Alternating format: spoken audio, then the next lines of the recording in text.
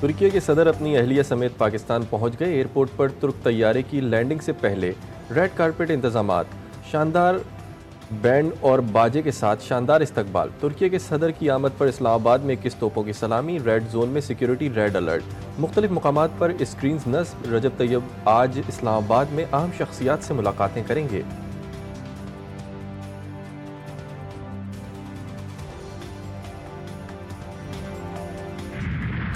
मशरिकी वस्ता पर जंग के साए फिर मंडलाने लगे। हमास ने अमरीका इसराइल दोनों को शटअप कॉल दे दी। हमास के तर्जुमान हाजिम कासिम का सनसनीखेज बयान, धमकियों की जबान अपने पास रखो, कैदी छुड़वाने थे तो इसराइल को जंग बंदी मुआहदे की शराइत पर अमल करना था। ट्रंप के रिमार्क्स नस्ल परस्ताना करार, फ़लस्तीनियों की जबरी नकल मकानी पर बयान मुस्तरद। उर्दन और मिस्र की जानिब से मौक़िफ़ की तायद पर इजहार तशक्कुर।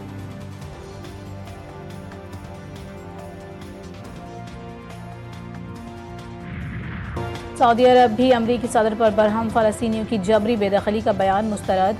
वली अहद मोहम्मद बिन सलमान की ज़ेर सदारत काबीना का इजलास। फ़लस्तीन का मसला सऊदी अरब के लिए अहमियत का हामिल।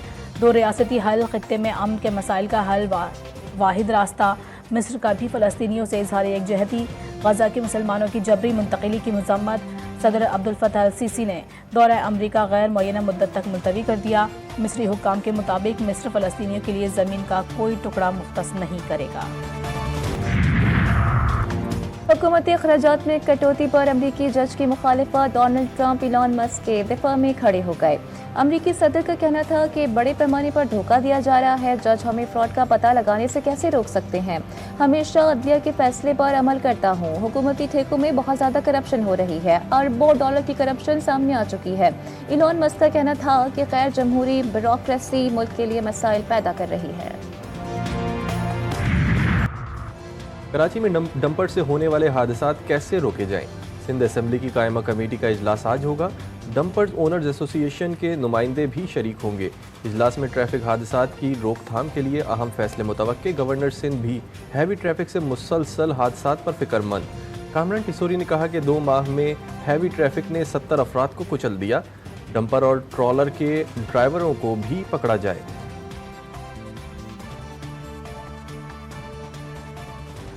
पिछले 2 महीनों में 70 से ज़ायद लोग कराची के डंपर तले कुचल दिए गए हैं।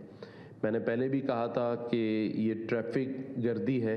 जैसे पहले कराची में दहशत गर्दी होती थी, तो ये ट्रैफिक गर्दी है कि कोई कानून नहीं है।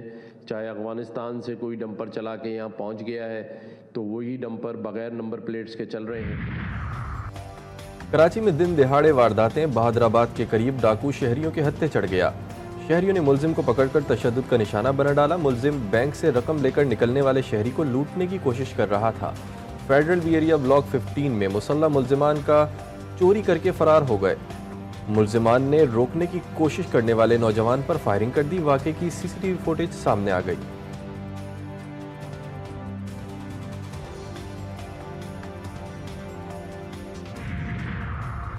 कराची में दो दरिया के करीब रेस्टोरेंट में लगी आग पर काबू पा लिया गया। रेस्क्यू ज़राए के मुताबिक आग से किसी किस्म का कोई जानी नुकसान नहीं हुआ। आग लगने की वजूहात ताहाल मालूम ना हो सकी। फायर ब्रिगेड की बरवक्त कार्रवाई से ज्यादा नुकसान ना हुआ।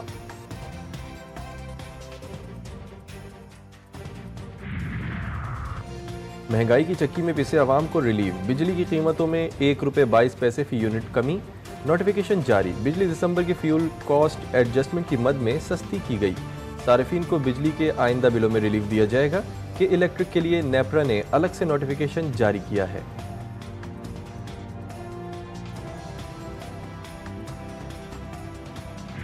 IMF के लोग कौन सी हैसियत में किसकी इजाजत से चीफ जस्टिस ऑफ पाकिस्तान से मिलने गया है? कल कोई बंदा IMF का आएगा और वो कहेगा कि न्यूक्लियर प्रोग्राम रोल बैक कर ले, तो क्या आपको वो भी मानी जाएगी? चीफ जस्टिस से IMF वफ्द की मुलाकात पर सवालात उठ गए। कौमी असम्बली में JUI रुकन असम्बली नूर आलम खान ने पूछा, बताया जाए कि IMF का वफ्द किस हैसियत में किससे पूछकर चीफ जस्टिस से मिला। वज़ीर दिफा ख्वाजा आसिफ बोले, IMF वफ्द ने वक्त लिया होगा, चीफ जस्टिस ने वक्त दिया होगा, फरीक़ैन की रजामंदी से ये मुलाकात हुई होगी। IMF ख्वाहिश नहीं मजबूरी। एटमी प्रोग्राम से मुताल्लिक IMF के कोई खदशात नहीं। माशी सांसें IMF की वजह से बहाल हुई।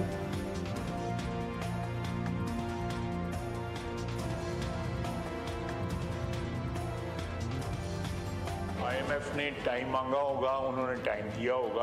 दोनों जो फरीक हैं उनकी मर्जी से वो मुलाकात हुई है, कोई इम्पोज नहीं किया गया। एक तो ये बात, उस सिलसिले में डेफिनेटली जुडिशरी का एक बहुत बड़ा रोल है कि हमारे मुल्क में जो मुख्तलिफ माली मुश्किलात से हम गुजर रहे हैं उनमें जुडिशरी हमारी मदद करे और जुडिशरी जो है एक फाइनेंशियल डिसिप्लिन के एफर्ट है उसको सपोर्ट करे। That is all. इसके अलावा IMF का कोई बिल्कुल सही कहा ऑनरेबल मेंबर ने, कोई रोल नहीं बनता। इसकी तरमीम पार्लियामेंट की है और ये पहले भी हुआ। जिस तरह एक कठपुतली इलेक्शन कमीशन होता है, एस्टेब्लिशमेंट की कठपुतली के तौर पर उन्होंने किरदार अदा किया है और मुकम्मल नाकाम हुए हैं। और आइंदा भी अगर इन लोगों से तवक्को की जाएगी कि वो कोई मुनसिफाना इलेक्शन मुल्क को देंगे तो ये भी बड़ी हमाकत होगी। हुकूमत धांधली की पैदावार, 26वीं तरमीम पर तहफ़्फ़ुज़ात का इजहार। JUI सरबराह मौलाना फजलुर रहमान फिर हुकूमत पर बरस पड़े। कहा हुकूमत धांधली की पैदावार है, मुझे इस पर तहफ़्फ़ुज़ात हैं। इलेक्शन कमिश्नर ने इस्टेब्लिशमेंट की कठपुतली का किरदार अदा किया। सिकंदर सुल्तान राजा मुकम्मल तौर पर नाकाम हुए। IMF के वक्त का है वो चीफ जस्टिस से मिला है और सर्टन इश्यूज़ पे चीफ जस्टिस ने इजाज़त दी होगी और चीफ जस्टिस साहिबान से अक्सर ऐसे मीटिंग्स होती रहती है। तहरीक इंसाफ पहले भी ऐलान कर चुकी, हम सारे अपोजिशन पार्टीज़ को साथ मिला के चलेंगे, तहरीक चलाएंगे और तहरीक हमारे यही अदलिया की आज़ादी के लिए और इस ईवान को मजबूत करने के लिए वो हमारा एक स्ट्रगल है, इंशाअल्लाह ताला वो कंटिन्यू करेगा। सारी दुनिया का यही मौक़िफ़ है, अदलिया आज़ाद होनी चाहिए, मुज़ाकरात हेलो हाई के लिए नहीं थे।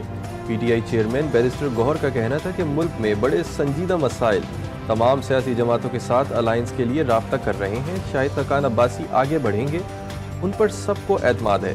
हमने पहले भी महमूद अचकज़ई को तहरीक तहफ़्फ़ुज़ आइन का सरबराह बनाया।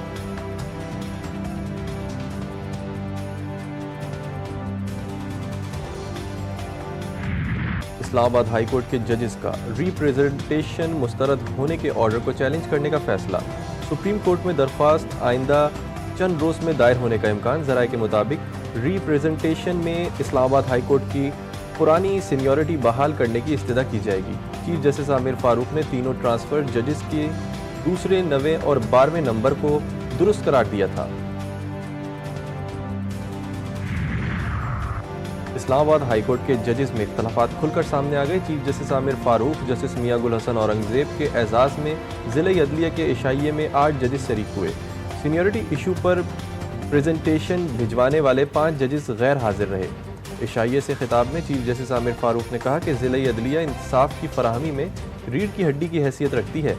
जस्टिस सरफराज डोगर ने कहा डिस्ट्रिक्ट जुडिशरी के लिए दरवाजे हमेशा खुले रहेंगे। जस्टिस मियां गुल हसन औरंगजेब ने अपने खिताब में कहा ज़िले अदलिया के जजेस अच्छा काम कर रहे हैं।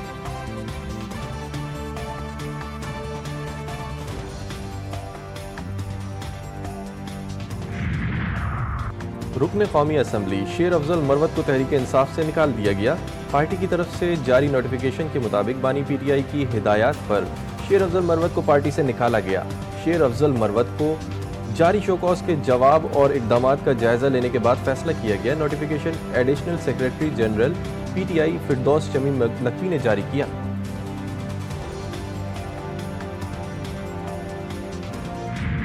मुल्क के बलाई इलाके शदीद ठंड की लपेट में। मैदानी इलाकों में सर्दी की शिद्दत में कमी, बलाई इलाकों में बर्फबारी, हर सू सफ़ेदी, मनाजिर दिलकश हो गए।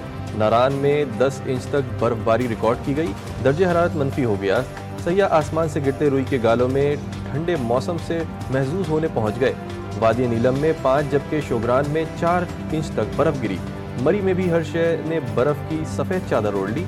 इस्लामाबाद में तेज़ हवाओं के साथ बूंदाबांदी हुई। मुल्क के मैदानी इलाकों में रात के वक्त मौसम इंतहाई सर्द, दिन में सर्दी की शिद्दत में कमी आ गई। कराची में भी सर्दी की छुट्टी, कम से कम पारा 15 रिकॉर्ड किया गया।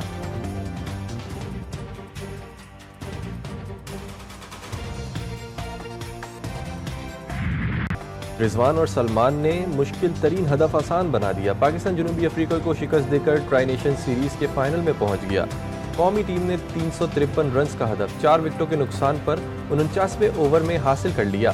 सलमान आगा ने करियर की पहली सेंचुरी स्कोर की। उन्होंने 103 बॉलों पर 2 छक्कों 16 चौकों की मदद से 134 रन बनाए।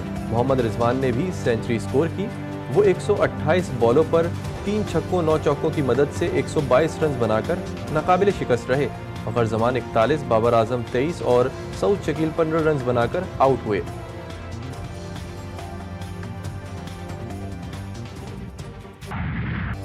कराची में खेले गए अहम मैच में जनूबी अफ्रीका ने टॉस जीतकर पहले बैटिंग करते हुए 5 विकेटों पर 352 रन बनाए थे। हेनरिक कॉल्सन ने 87, टिम्बा बवूमा ने 82, मैथ्यू ब्रैक्टिस ने 83 रन की शानदार इनिंग्स खेली। शाहीन शाह अफरीदी ने 2, नसीम शाह ने और खुशदिल शाह ने एक विकेट हासिल की। ट्राई नेशन सीरीज का फाइनल जुम्मे को पाकिस्तान और न्यूजीलैंड के दरमियान कराची में खेला जाएगा। पाकिस्तान ने अपनी तारीख का सबसे बड़ा 353 रन का हदफ हासिल किया। 2022 में पाकिस्तान ने ऑस्ट्रेलिया के खिलाफ 349 रन का हदफ हासिल किया था। मोहम्मद रिजवान और सलमान अली आगा ने भी रिकॉर्ड कायम कर दिया। दोनों बैटर्स के दरमियान चौथी विकेट पर तारीख साज पार्टनरशिप कायम की। मोहम्मद रिजवान और सलमान आगा के दरमियान 260 रन की पार्टनरशिप बनी। पाकिस्तान की जानिब से मजमूई तौर पर ये एक ही इनिंग्स में 2 सेंचुरियों का 27वीं इनिंग्स थी।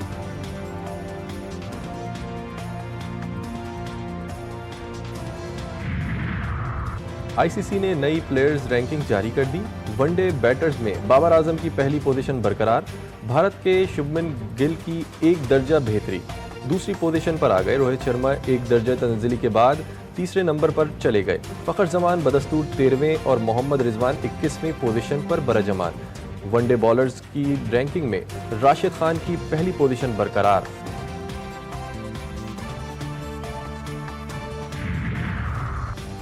तहराई इलाके में अनोखा कारनामा। बलूचिस्तान के इलाके पशीन में सुल्तान मोहम्मद गोल्डन ने 140 किलोमीटर फी घंटे की रफ्तार से रिवर्स गाड़ी चलाकर आलमी रिकॉर्ड बना लिया।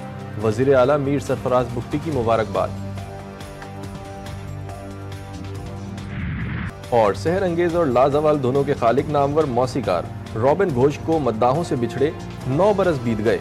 रॉबिन घोष ने 40 फिल्मों में 220 गीतों की मौसीकी तरतीब दी। रॉबिन घोष हमारे दरमियान नहीं रहे, लेकिन उनकी धुनें आज भी कानों में रस घोल देती हैं।